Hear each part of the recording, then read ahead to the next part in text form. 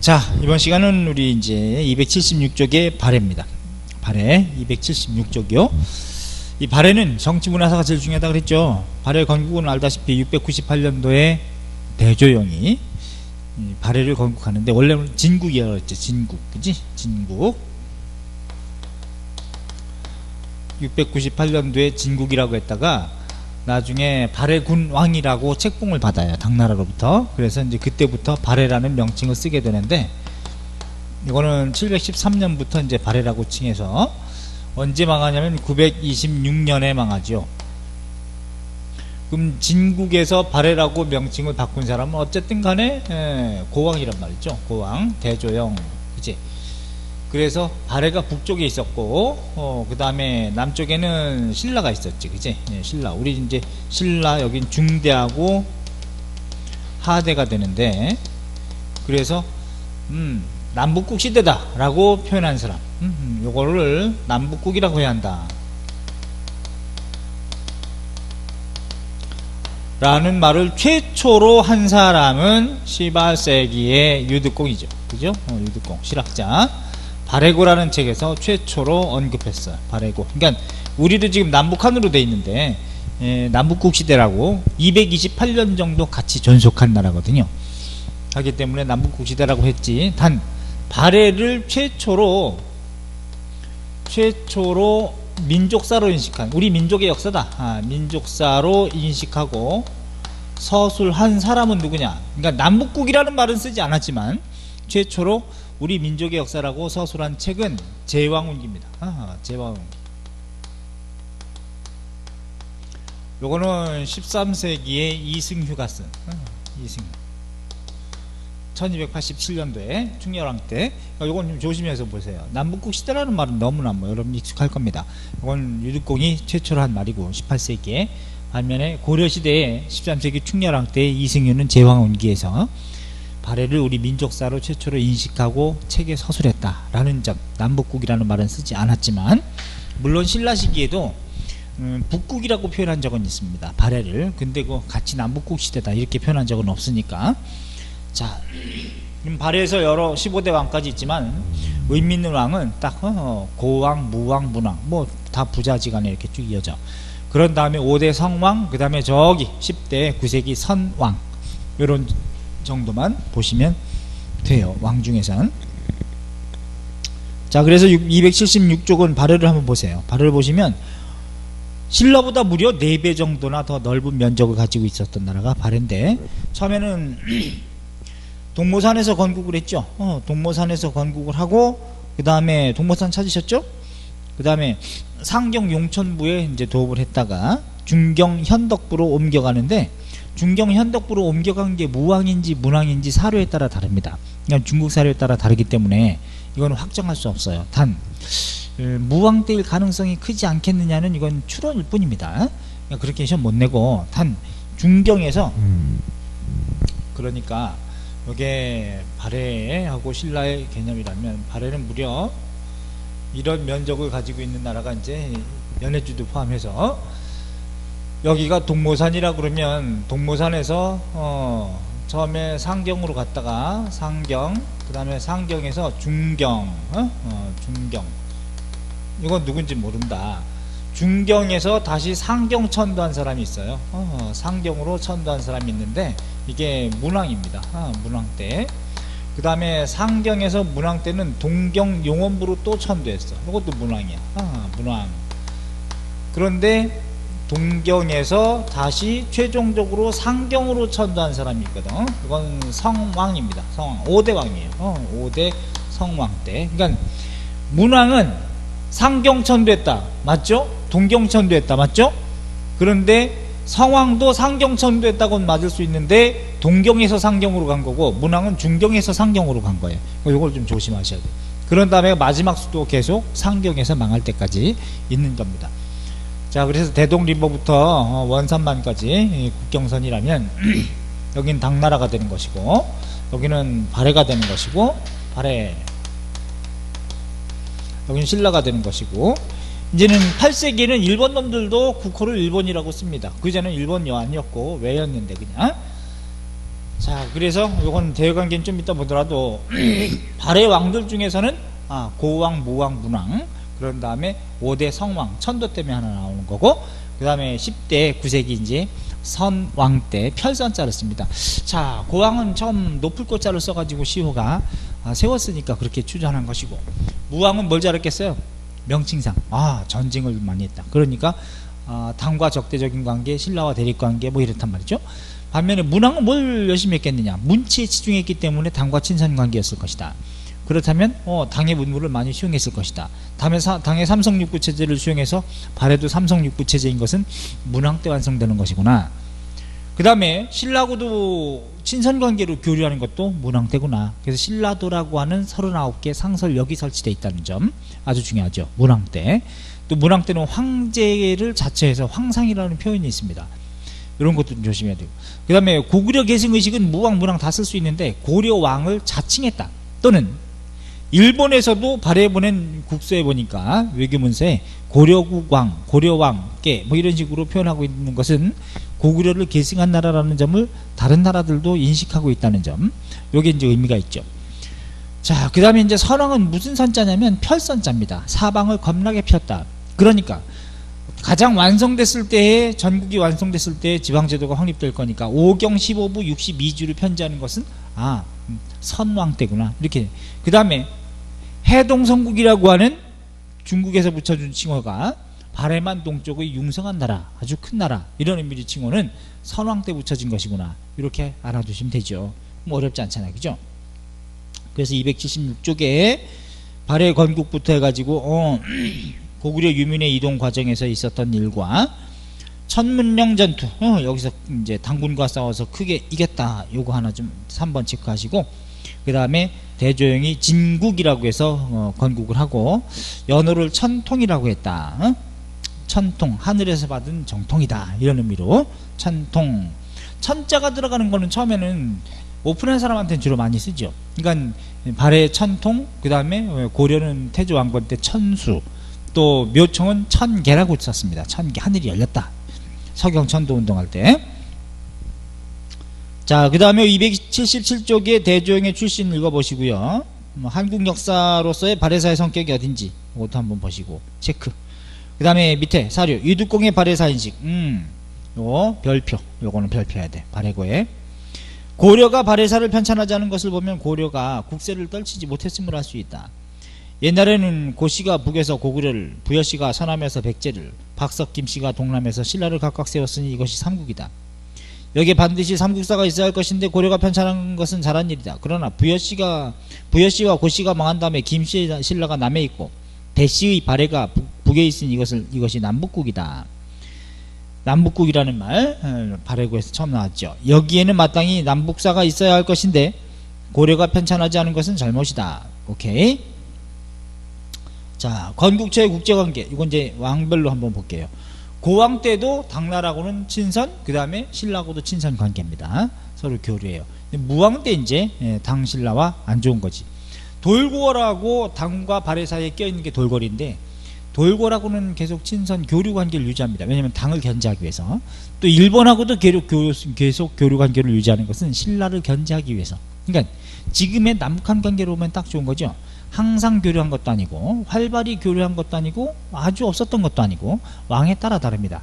교류는 있었는데 소원하였다, 이런 식의 표현이어야 돼. 그러니까 고왕 때는 신라하고도 교류했다, 당하고 교류했다. 그러니까 발해 군왕이라고 칭호를 받았고, 책봉을. 반면에 무왕 때는 안 좋았다는 얘기죠. 당하고 전쟁까지 했으니까. 신라하고도 전쟁했고, 문왕 때는 다시 또 친선 관계를 유지하더라. 당과 신라와 계속. 그러니까 좋았다, 안 좋았다, 좋아진다, 이렇게 보시면 돼요. 그 다음에 독자적인 연호를 사용했다는 건데, 발해 고왕 때는 찬통이라고 그랬죠. 무왕 때는 인안. 이 독자적 연호 사용은 두 가지 의미가 있습니다. 중국과 대등하다는 자주의식의 표현, 또 왕권 강화, 이런 의미가 있는데, 무왕 때 인안이라는 표현을 썼고, 또 일본에 보낸 국서에서 고구려 계승의식을 표현하고 있다. 고려국이라고 자처하진 않았지만 고구려의 옛 땅을 차지했다, 이런 말이 있기 때문에. 그 다음에 흑수부 말갈 공격했다는 거 3번 체크하시고, 4번하고 그 다음에 흑수봉알가를 공격 명령을 내렸는데 동생 대문예가 출동 명령을 거부하고 결국은 나중에 당나라에 투항합니다. 당나라에 투항해서 당나라에서는 너 잘했다 해가지고 계속 당나라에 있으면서 자기 형인 무왕을 씹어대게 해. 그래가지고 무왕은 빡 돌아가지고 외교적인 노력을 합니다. 야, 내 동생 보내 했는데 안 보내. 계속 씹어 해가지고 이제 씹으니까 이런 시에서 장문휴를 보내가지고 산둥반도 떵저우 여기를 공격합니다. 그래서 발해에서 당을 공격하다 보니까 당에서 직접 치는 게 아니라 신라를 압박해가지고 야, 너 밑에서 쳐 해가지고 신라한테 압력을 넣는 거야. 그래가지고 요 상황을 대외관계를 적시를 하면 이렇습니다. 당과 발해와 관계에 있어서 어떤 관계냐, 왕에 따라 다르다. 고왕 때 교류했단 말이죠. 그죠? 그래서 발해 군왕이라고 칭했으니까 발해 군왕 책봉을 받았어요. 그 다음에 무왕 때 안 친했다. 그 다음에 문왕 이후에 다시 친했다. 그지? 문왕. 이게 다 8세기입니다. 8세기, 뭐 7세기 말 8세기 초, 그 다음 8세기 전반, 8세기 중후반, 문왕 때 친선. 이렇게, 문왕 이후에 요거 좀 명심하시고, 고왕 때 안 좋았다는 얘기지. 그치? 그래서 무왕 때. 그래서 무왕 때 당을 공격하다 보니까 당에서는, 일단, 선빵. 그지? 선빵, 선공, 장문유 장군으로 하여금 산둥반도 떵저우도 공격하게 하고, 자, 그리고 요서 지역에서 당군과 격돌한 적도 있고, 그 다음에 당은 이제이 정책을 씁니다. 이제이 정책을 써있자, 무엇을 가지고, 오랑캐를 가지고 제압한다. 오랑캐를 제압하겠다. 이런 의미여서, 여기서 오랑캐는 신라예요. 신라로 하여금 다른 오랑캐인 발해를 제압하게 하겠다. 이제이 정책으로 압박을 넣어. 야, 인마, 너 공격해. 해가지고, 압력을 넣어서 신라에서 발해를 공격한 적도 있는데 실패합니다. 요게 3번 공격. 자, 그렇다면 서로 대립관계였다는 건 다 알겠는데 발해 어느 왕 때? 무왕 때 얘기입니다. 이게 무왕은 알겠죠? 그럼 신라 어느 왕 때냐 이게? 이게 신라 성덕대왕 때예요. 성덕왕 때. 정확하게 733년 요때. 근데 폭설로 신라군이 실패하고 겁나게 죽지. 단 문왕 때는 다시 친선관계를 유지해서 당과도 친선관계고 신라도 친선관계를 유지해요. 그러니까 무왕 때는 당 신라하고 다 대립관계였다. 그러면 발해에서 남경 남해부가 남경역인데 신라 천정군까지 39개의 상설역이 있는데 오늘날 금강산 가는 육로 관광 루트, 요거는 바로 바로 신라도구나. 신라도 39개 상설역이 설치되어 있다는 거. 물론 기차역은 아니죠. 마차역이지. 문왕 때 이렇게 때리고, 그 다음에 발해하고 일본은 동경에서 일본으로 가는 거점이 생기거든. 동경용원부, 이걸 일본도라 그럽니다. 일본도. 그러니까 교류가 있었다는 거죠. 그죠? 물론 신라하고도 일본은 교류합니다. 어떤 면에서 정치, 경제, 문화적인 차원에서 교류하더라. 신라에서도 전라남도 영암이라든가 청해라든가 이런 데서 산둥반도 떵저우, 밍저우, 항저우, 수저우 이런 데로 이렇게 가는 거고, 이슬람 상인들이 울산으로 오기도 한다. 여기 제주 아일랜드. 제주 아일랜드. 일본 애들은 곧장 가다가 시장 표류하고 뒤져야 되는데 그러기 어려우니까 거점이 있어. 어디 청해로 갔다가 그 다음에 산둥반도로 가는, 이 대표적으로 이제 엔닌이라는 승려가 있는데 이 사람이 쓴 기획문이 입당 당에 들어가서 구법 불법을 구하는 순리의 행기라는 걸 남겨요.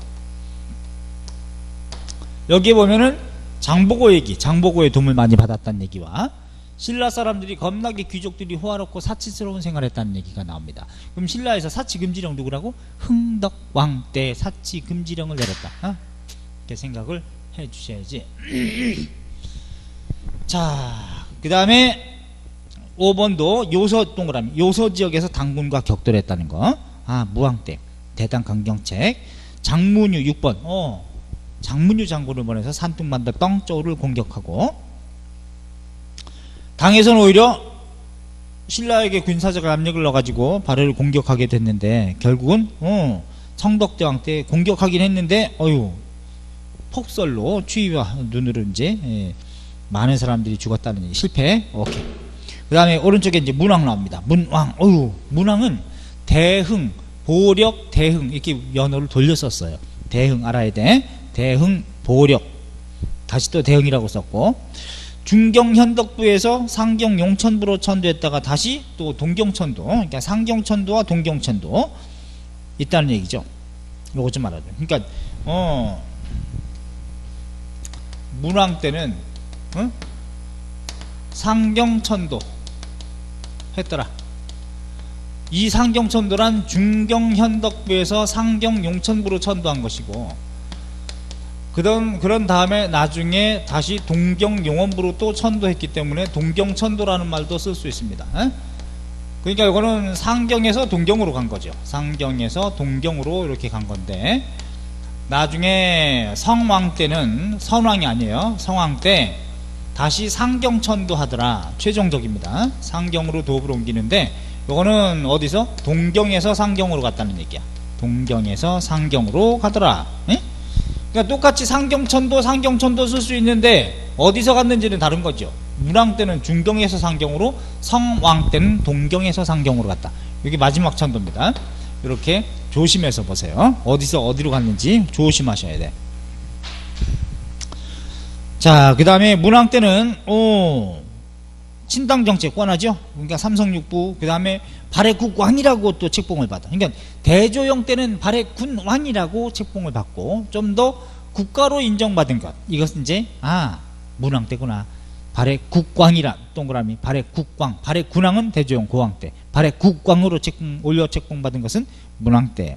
신라도, 신라에서 발해로 가는 상설교통로 신라도가 있었고, 그 다음에 5번도 천손임을 표방하고 황제국을 자처했다. 그렇게 적으셔야 돼. 황제를 자처한 사람. 그러니까 문왕은 굉장히 중요한데, 문왕은 이런 천도 문제도 있지만 황제를 자처했고, 황제 자처. 또 문왕 때 있었던 일 중에는 전륜성왕을 자처합니다. 전륜성왕을 자처했다. 불교식 포교군주, 이런 의미가 전륜성왕이에요. 그러니까 우리나라에서 전륜성왕을 자처한 사람은 3명 있습니다. 문왕도 있고 플러스 누구도 있냐면 신라 진흥왕도 그래요. 진흥왕. 백제도 누가 있냐면 백제 성왕이 그렇습니다. 성왕. 전륜성왕의 줄임말이에요. 그러니까 전륜성왕을 자처한 사람은 문왕, 발해, 신라 진흥왕, 백제 성왕, 이 3명이 불교식 포교군주의 명칭인 전륜성왕을 자처한 사람이다. 또 황제를 자처해서 황상이라는 표현을 쓰고 있다는 거. 황상 라는 표현을 하고, 또 고구려 계승의식, 고려국 왕을 자처하고 있다는 점. 그러니까 무왕도 고구려 계승의식이라고 쓸 수는 있는데 고려국 왕이라고 자처하고 일본에서도 그렇게 표현해 준 것, 그것은 문왕 때 일이다. 또 문체에 치중했으니까 주자감을 설치했다는 것도 알아두셔야 되겠죠. 자, 그 다음에 이제 선왕, 이건 별선자, 이건 10대인데 9세기 최대 판도입니다. 건흥이라고, 이게 대인수인데 건흥. 건흥은 새롭게 세워서 중흥시켰다, 이런 뜻이겠죠. 근데 선왕은 족보가 대조영의 동생인 대야발이라고 있는데 그 대야발의 후손입니다. 대조영의 후손이 아니고 대야발의 후손이에요. 그러니까 방계 쪽에서 된 거예요. 그 다음에 2번 해동성국 체크. 발해만 동쪽의 아주 성대한 나라라는 칭호를 바로 요때 받았다는 거. 선왕. 그 다음에 흑수부 말갈 3번에 완전 복속시켰다는 거. 또 요동지방에서 요동까지 진출하고 전국을 5경 15부 62주로 편제한 것은 선왕 때다. 오케이. 그러면 맨 아래 석차 쟁장 사건 같은 거, 발해와 신라와 관계 있죠. 이건 뭐냐면 요 관계가 바로 신라하고 발해의 관계가 바로 세모 관계로 해줘야 돼. 세모 관계였던 것의 근거는 뭐냐면 1번 교류가 있을 때도 있었다. 그건 어느 뜻이냐? 이거는 신라도라는 걸 통해서 39개 상설역이 설치되어 있다는 거. 뭐 문왕 때 두 번째, 경쟁 관계이기도 했다는 거예요. 경쟁 관계이기도 했다. 그게 바로 석차 쟁장 사건이라든가 석차 자리 싸움이야. 석차 쟁장 사건, 사신단 자리 다툼. 발해에서도 당나라의 사신을 파견하고 신라에서도 당나라의 사신 파견했는데 황제 가까운 좌석을 배석받기 위해서 티격거렸다는 거예요. 석차 자리 석자, 자리 차례를 차지하기 위해서 쟁장 다퉜다. 또 하나 등제서열 사건이 있습니다. 등제서열 사건이 있는데 이거는 빈공과에 신라인도 합격하고 발해인도 합격하는데 발해인이 수석을 차지한 적도 물론 있는데 신라 사람들이 이제 수석은 더 많이 했어요. 합격을 더 많이 했고, 근데 발해에서 로비했단 말이야. 우리 1등을 해줘. 뭐 이렇게 중국 애들이 해준다고 했는데 안 해줬어요. 우리 말 잘 들으면 이런 식으로 이제 안 이용하기만 했는데, 어쨌든 등제서열 사건, 빈공과의 합격의 어떤 순위 문제를 둘러싸고 다툼을 벌였던 거를 등제서열 사건이라 그래. 그 다음에 세 번째로 대립한 적도 있단 말이죠. 대립. 당연히 발해에서는 누구라 그랬어요? 발해의 무왕 때. 이건 뻔한 거죠. 무왕 때. 특히 이건 좀 지워버리고, 발해 무왕 때 어디를 먼저 선빵 때렸다? 땅나라 당당당당당당당, 그치? 선빵, 선공, 장문휴. 떠올리면 되죠.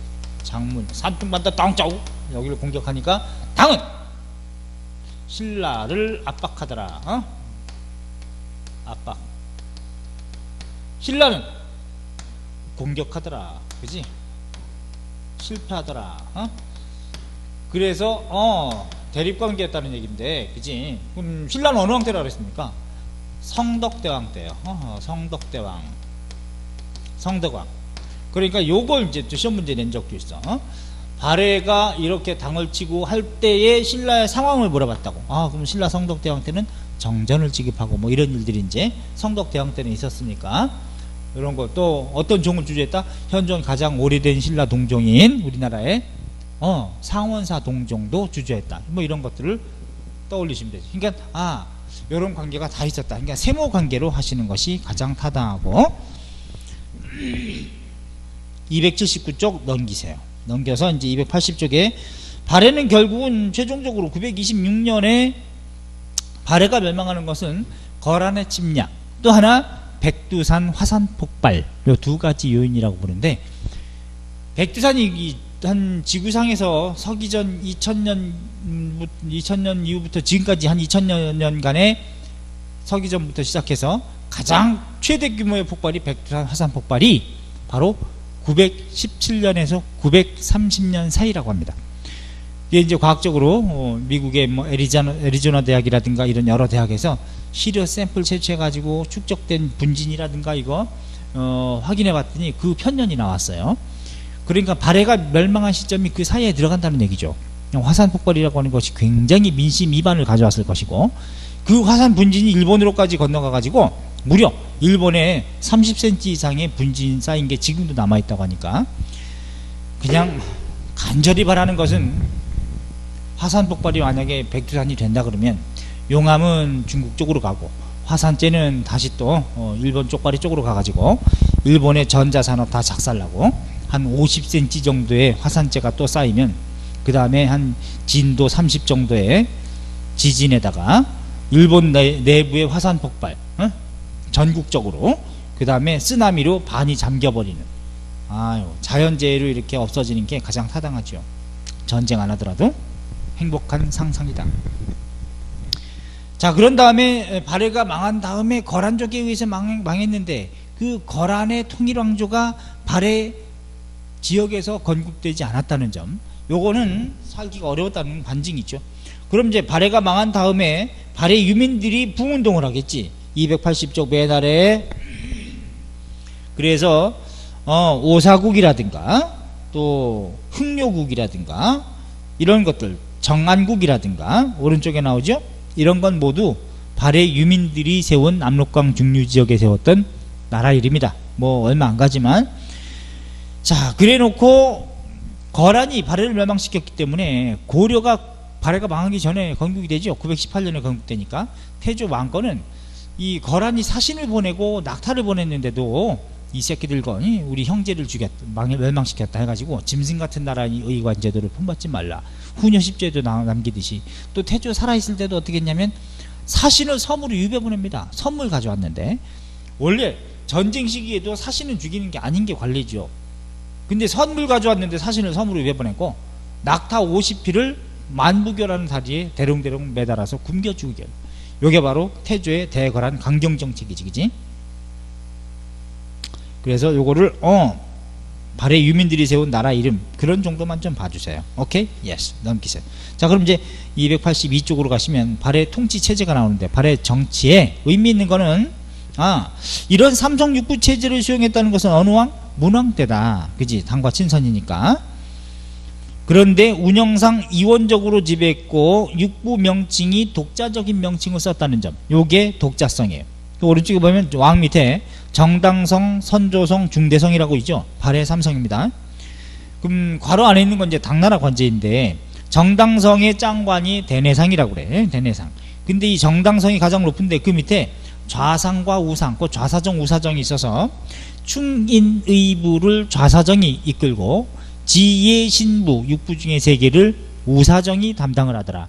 그래서 이원적으로 운영했다는 거예요. 운영상 독자성. 또 하나, 발해는 중국의 2호 예병형 공부 같은 명칭을 쓰지 않고 육부 형식은 같으나 명칭을 충인의 지혜신 이런 유교식 명칭을 독자적으로 썼기 때문에 독자적으로 운영했다. 이 2가지 꼭 알아두세요. 그 다음에 선조성, 간언하는 곳이기도 해. 이건 이제 직원 간언, 간의라는 관직이 있습니다. 또 간이라는 관직자는 직원 비판하는 곳이에요. 그 다음에 중대성도 있고, 그 밑에 중정대, 이거는 감찰, 문적원, 이건 도서출판기구, 주자감, 국립대학, 이렇게 보시면 되죠. 자, 그래서 중앙관제 보고 중정대 감찰부서 중요하게 보시라 그랬어. 신라 사정부, 고려 어사대, 조선 사헌부 같은 맥락이다. 그 밑에 있는 7개 관청 있죠? 그건 따로 보지 마세요. 문적원 지금 했고, 주자감 이거 다 했고, 간관, 밑에 나오지, 그지? 간관 체크. 선조성의 구성이 좌상시와 간의 이런 게 있는데, 간의가 바로 동그라미 간관입니다. 직원 비판하는 관직, 이렇게 보셔야 되고, 그래서 그 간관의 2번째도 체크하세요. 발해는 처음으로 간관과 대관을 따로 구분하여 설치했다. 여기서 간관은 선조성 내에 간의라는 애들이고, 대관은 어사대에 해당되는 곧 중정대가 바로 대관입니다. 감찰부서. 그러니까 제도적으로 따로 분리되어 있는 건 어느 나라가 최초냐? 발해가 최초입니다. 알았죠? 제도적으로. 그 다음에 오경 중에 고구려 5부처럼 오경체제인데, 여기에 고구려는 물론 경은 3경체제지만 상경이 이제 가장 핵심적인 도읍터였고, 그 다음에 중경 현덕부로 옮긴 건 누군지 모르지만 중경에서 다시 상경천도는 문왕 때, 상경에서 동경천도 문왕 때, 근데 동경에서 최종적으로 상경천도는 성왕 때다. 이렇게. 그 다음에 일본으로 가는 거점은 주로 이제 동경용원부고요. 신라로 가는 거점은 남경 남해부. 여기가 이제 신라로 가는 거점, 이렇게 보시면 되겠어요. 자, 5경 15부 62주 이렇게 나뉘고, 15부의 짱들을 도독이라고 그러고, 62주의 짱을 자사. 조심하세요. 주 단위가 신라의 주 단위하고 같은 게 아니죠. 예컨대 부 이런 개념이 이제 신라의 주의 개념이 되겠지, 그지? 그 다음에 현, 촌 이렇게 되어 있는데, 현, 주로 피지배층은 말갈족으로 구성되어 있습니다. 그래서 발해는 이원적인 민족 구성인 거 알죠? 지배층은 고구려계가 압도적으로 많다. 반면에 피지배층은 말갈족이 많다. 물론 고구려인도 피지배층이 있죠. 고구려인이라고 다 귀족은 아니니까. 또 지배층 내에서도 말갈족도 있죠. 근데 적다는 얘기지. 일본에 보낸 사신들 성씨를 분석해 보니까 고구려계가 압도적으로 많습니다. 지배층은 고구려계가 많지만, 그럼 전 주민의 발해라는 국가의 인구 구성은 말갈족이 더 많았다라고 볼 수도 있는 거죠. 단 지배층 자체만 볼 때는 고구려인이 더 많았다는 거고, 군사조직으로는 중앙군 10 위에 동그라미, 이건 중앙군에다가 포인트. 신라는 십정이라는 명칭이 있는데 이건 지방군이라고 그랬고, 발해는 이건 십위가 중앙군입니다. 지방군은 뭐 크게 볼 필요 없고. 오케이. 자, 이렇게 정리하고 오른쪽에 이제 283쪽에 발해 경제가 나와요. 발해 경제도 아유, 야, 230년 가까이 존속한 나라인데 경제에서는 농업, 상업, 수공, 광업, 또 무역 다 있겠죠. 근데 고구려 지역이었기 때문에 여기는 반농 반목하겠죠. 그런데 일부 지역에서는 농사 짓는다 하더라도 벼농사가 있다. 반농사지만 벼농사가 일부 지역에서도 있고, 조세제도가 왜 없겠습니까? 당연히 있겠죠. 근데 구체적인 내용은 모른다는 얘기야. 그러니까 신라와 비슷했을 것이다. 발해산업, 농업, 반농사 중심이지만 포인트는 니은입니다. 일부 지역에서는 벼농사도 시행했다. 이거 당연하지. 그 다음에 목축업이 또 뛰어나서 솔빈부, 5경 15부 중에 그 15부 중에 솔빈부는 명마 생산이 뛰어났대. 적토마가 여기서 많이 나온다는 거지. 그 다음에 상업은 항상 중심지 도심에서 먼저 발전하는 것이, 발달하는 게 상업이니까 여기서도 상경 용천부, 여기가 이제 상업의 중심지가 될 거고, 니은 체크하세요. 현물 화폐가 중심이 되지만 외국 화폐도 일부 사용했다는 점. 여기서 당연히 외국 화폐는 당나라 화폐가 되는 것이죠. 수공업도 당연히 있겠지, 그지? 특히 도자기 생산 유명했다는 거. 광택나는 도자기. 그 당시 당나라는 당삼채라는 도자기가 유명했어요. 국제적인 교류를 했었던 나라가 당이기 때문에. 그래서 당나라에서는 세 가지 색을 집어넣어서 채색한 도자기 당삼채가 유명한데, 거기에 경쟁품이었을 정도로 광택나는 투명한 도자기가 아주 뛰어났다는 거. 발해. 중국의 황제도 총애했다고 하니까. 오케이. 무역, 이건 뭐 살짝 보시면 되지, 그치? 예. 오, 발해관도 설치하고. 땅저 위에 어느 왕 때겠어? 문왕 때, 그치? 대일 무역 계속 있었다는 점 교류하고, 그 다음에 신라와도 교류하는 거. 신라도 맨아래 디귿. 거란과도 교역합니다. 이거 거란도라고 하는 거예요. 거란도. 그 다음에 당나라로 가는 길을 조공도 이렇게 부르는데, 넘겨보세요. 284쪽에 보이죠? 상경 한번 찾아보세요. 그죠? 상경에서 거란으로 가는 거. 거란도라 그럽니다. 그 다음에 서경을 거쳐 서경 압록부를 통해서 중국으로 가죠. 중경에서 서경으로 가고 또 요동성 쪽으로 가는, 이거 우리가 조공도라 그래요. 조공도. 반면에 동경 용원부에서 쪽발이 쪽으로 가는 거 일본도라고 합니다. 일본도. 반면에 남경 남해부에서 신라로 가는 길, 이 루트를 신라도라고 한다. 응? 어느 왕 때? 문왕. 이렇게 때리죠. 문왕. 오케이. 자, 발해 사회 모습 아까 했습니다. 토착 지역 촌락은 고구려나 말갈족의 옛 전통을 오랫동안 유지하면서 살고, 그 다음에 발해 문화. 발해 문화는 여러 가지가 섞여 있어요. 고구려 요소, 당 요소, 또 독자적인 요소, 또 부여적인 전통, 도교적인 요소, 불교적인 요소 되게 많은데, 발해의 불교, 고구려 불교를 계승했음을 보여준다. 여러 기와문양이라든가 또는 막세라든가 아주 웅장한데 건실하다, 이렇게 얘기하죠. 기억 체크. 불교가 융성해서 전륜성왕을 자처한 사람 누구? 좀 아까 했네. 문왕 때 전륜성왕 자처했다. 기억 체크하시고, 그 다음에 사찰도 많이 있다는 거 한번 살짝 보시되, 문화재 특징 발해 영광탑, 요게 지금 현재 남아있고, 그 다음에 석불도 있고, 전불은 벽돌로 된 이런 의미예요. 벽돌전자. 그 다음에 이불 병자상 같은 것도 고구려 양식이라고 다 알려져 있으니까. 그 다음에 리을도 조심하세요.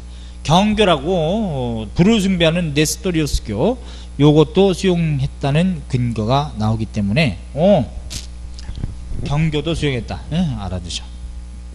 285쪽 아래쪽에 리얼 체크하시고 넘겨. 도교 영향이 있습니다. 그러니까 고구려 영향이기도 하고 또는 당의 영향이기도 하고, 도교는 또 뭐 사상적인 차원에서 이 발해의 왕의 딸 중에, 문왕의 딸 중에 정혜공주하고 정효공주가 있는데, 문왕의 딸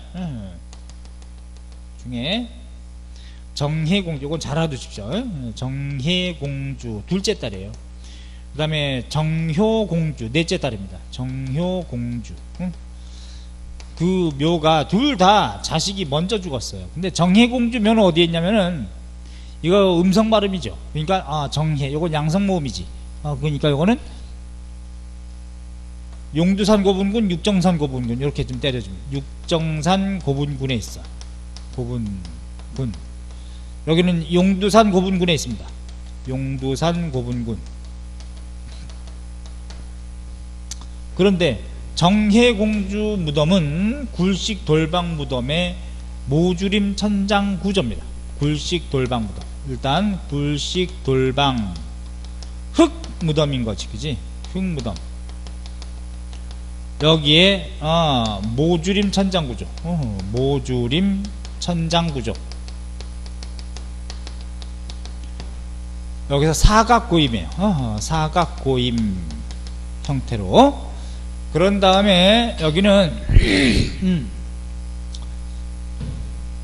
3년상의 장례풍습이 확인이 됩니다. 3년상 장례풍습. 풍습이 있고, 그 다음에 묘비, 묘지석 다 있어요. 묘비 있는데 여기는 현재 벽화가 없습니다. 현재 벽화는 없다. 물론 벽화가 있었다 그래, 옛날에는. 근데 지금 뭐 파편도 남아있다고 하는데 현재는 벽화는 남아있지 않다라고 하는 거. 아주 벽화가 없다고. 벽화가 있었다가 지금 현재는 없다, 이렇게 알아두시고, 여기는 돌사자상이 발견됐거든요. 돌사자상. 실팍한 근육질의 몸매. 여기 이제 고구려의 강건한 기상을 엿볼 수 있다, 이렇게 얘기하네. 그래서 통으로 정혜공주묘는 통으로 고구려 양식이다, 이렇게 잡아주세요. 고구려 양식. 전통을 많이 계승했다. 단 여기서는 저건 없습니다. 벽화도 없을 뿐더러 매직권도 없어요. 매직권. 여기는 도교적인 요소는 없다. 반면에 정효공주 무덤은 동생 무덤인데 용두산 고분군에, 이거는 벽돌 무덤이에요. 벽돌 무덤. 그러면서 여기도 모주림 천장 구조입니다. 모주림 천장 구조. 천장 구조. 사람들은 아유 벽돌 무덤인데 어떻게 이게 모주림 천장 구조냐, 그러면서 아니라고 강의하는 사람들이 있어. 그래서 저한테 배운 친구하고 또 노량진에서 다른 선생님한테 배운 친구하고 서로 친구인데 다른 학원 다닌 거죠. 근데 나한테 배운 친구는 모주림 천장 구조라고 배웠고, 거기서 배운 친구는 모주림 천장 구조가 아니라고 그랬다고 하면서 나한테 물어봐요. 선생님 어떤 게 맞습니까? 그랬는데 모주림 천장 구조입니다. 근데 이렇게 얘기했더니 거기 그 친구가 강의했던 그 학원에 그 선생님이 강의했던 거를 이렇게 캡처를 떠와가지고 동영상으로 이거 보세요, 이렇게 아니라고 했다고 저한테 보여주는데 뭐라고 설명하느냐, 기가 막혀서. 벽돌 무덤인데 어떻게 모주림 천장 구조냐, 벽돌이기 때문에 다 우두둑 떨어질 텐데 이건 모주림 천장 구조가 아니다, 구조를 모르고 하는 말이다, 뭐 이렇게까지 얘기하던데, 정말 도대체 어떻게 그러고서 동영상으로 찍게 하는지 이해가 될 수 없는데, 벽돌 무덤이지만 평행고임이고, 몰딩하듯이 평행고임이고, 천장은 벽돌이 아니에요. 천장은 벽돌이 아니고 커다란 화강한 판석을 덮어놓은 겁니다. 그걸 모르고 천장까지 벽돌이라고 생각을 해. 그렇게 설명을 하더라고. 큰일 나죠.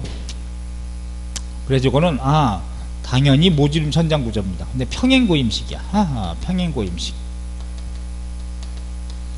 이렇게. 그래서 요거는 1년상의 장례풍습이 있어요. 1년상의 장례풍습 풍습이 있고 확인이 됩니다. 묘비도 있는데 묘지석도 있어. 묘지석.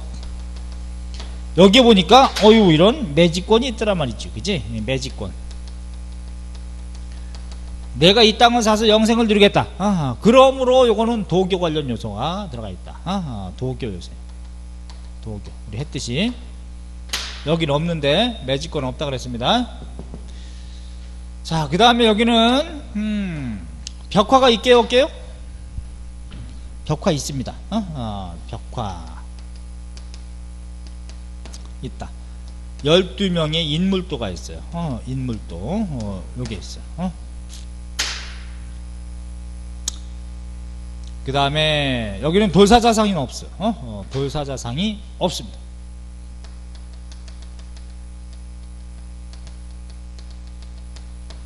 없다. 그러면 요거는 어느 나라 풍습이냐? 각각 벽돌 무덤인 거는 중국의 영향입니다. 중국. 반면에 모주림 천장구조인 점은 요거는 고구려 양식이에요. 고구려. 그 다음에 매직권이 있는 것은 도교 양식, 그치? 도교 영향이다. 이렇게 알아두시면 돼. 단 여기에 사신도 그림이 들어있지는 않습니다. 벽화에 12명의 인물도 이렇게 할애하고 있는 모습, 이런 게 있을 뿐이지. 그 다음에 독특한 거는 무덤 위에, 무덤 위에 벽돌탑으로 조성이 되어 있어요. 벽돌탑으로 조성되어 있는데 아주 특이하게, 그러니까 벽돌탑 밑에 무덤방이 있는 겁니다. 그건 불교 영향이에요. 불교 탑으로 조성하는 거는. 그래서 정혜공주하고 정효공주는 굉장히 여러분 헷갈릴 수 있으니까 잘 알아두시기 바랍니다. 자, 이렇게 정리하시고 그 다음에 287쪽에 86쪽에 정효공주 묘지 한번 읽어보시고요. 유학, 주자감, 문왕대라 그랬어. 그 다음에 빈공과에 급제한 경우도 있지만은 신라인이 더 많이 배출을 한다고 돼 있고, 그래서 둘 사이에 티격거렸던 거면 요거 등재 서열 사건 같은 것도 터진다. 경쟁 관계였고, 정혜공주묘와 정효공주묘, 사륙 별려체로 돼 있다. 그러니까 유교 관련 내용도 들어가 있는 겁니다. 사륙 별려체는 4자 6자 대기루 형식으로 만들어진 화려하게 쓰여진 문체를 사륙 별려체라 그래요. 그 다음에 조각을 보니까 이불병좌상 두 부처가 나란히 앉아있는 모습, 요거는 고구려 양식입니다. 석등도 마찬가지야. 상경에 아주 규모가 큰데 건실하죠.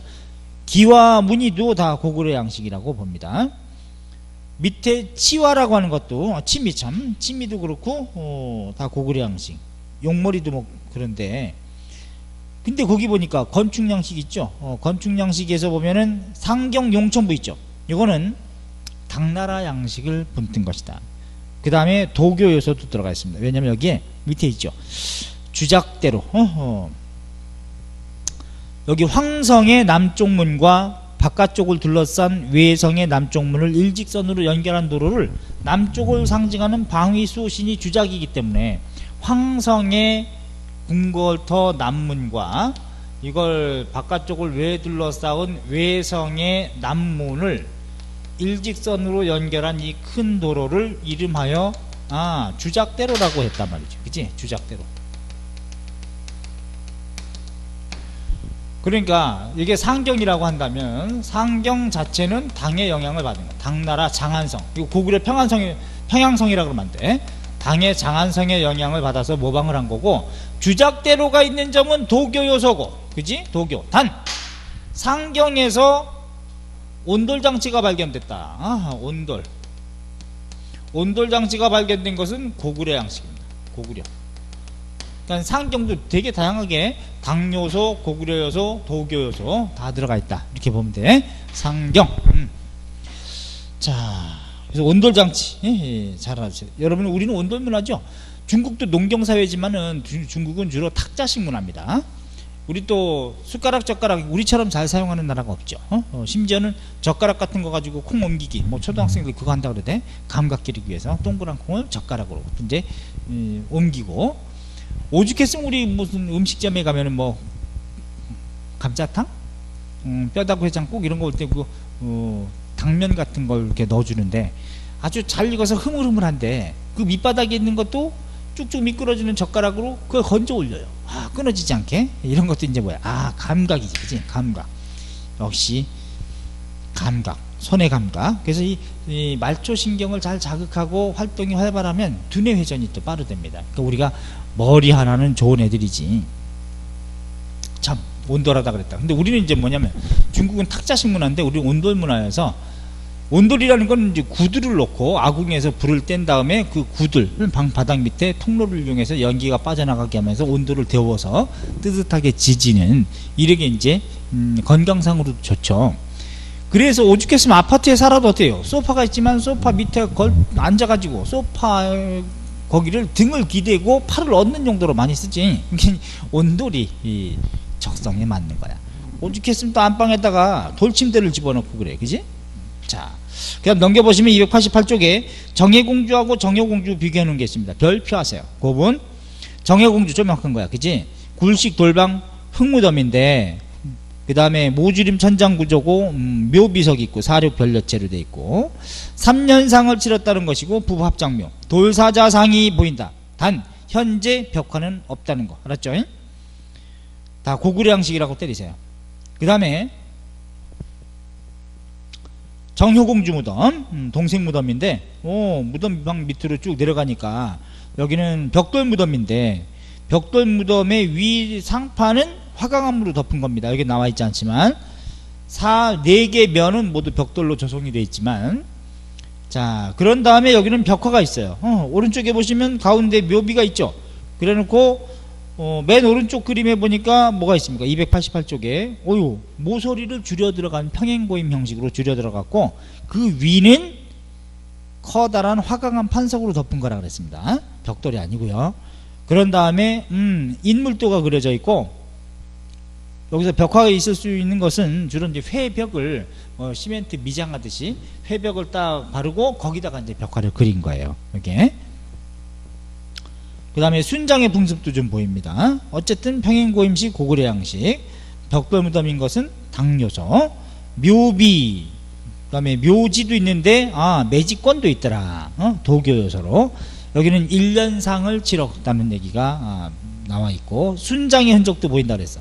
31명의 인골도 수납이 됐기 때문에 순장의 흔적으로 보고는 있습니다. 벽화는 있다는 거.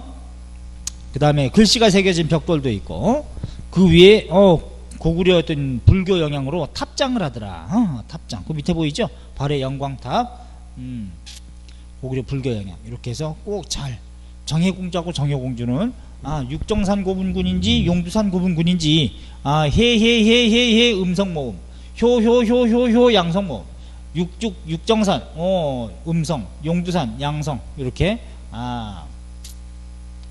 음성모음이다 이중모음이지만 이건 양성모음이다 이런 식으로 외우지 말고 이렇게 주관식으로 쓰는 문제가 나오는 건 아니니까 특히 정예공주하고 정여공주는 이렇게 잘 봐주시기 바랍니다. 아셨죠? 자 이렇게 해서 우리 288쪽까지 남북국 시대까지 봤습니다. 고생했고 우리 좀 이따가 5장에 가면은 289쪽에 봉건사회 발전 고려 시기가 나오거든요. 고려 시기를 제가 잘 한번 흐름 파악으로 읽어보게끔 넣어놓은 내용이 있어요. 여러분 글씨 작다고 뭐라고 하지 마시고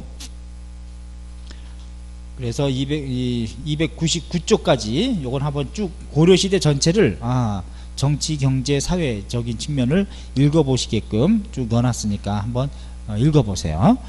그리고 나서 300쪽 본격적으로 내용은 고려의 정치, 경제, 사회, 문화 쪽으로 이제 들어가야 되겠죠. 후삼국의 정립과 고려의 민족 재통일이라는 부분부터 들어갈 거니까 잠깐 쉬었다 갈게요.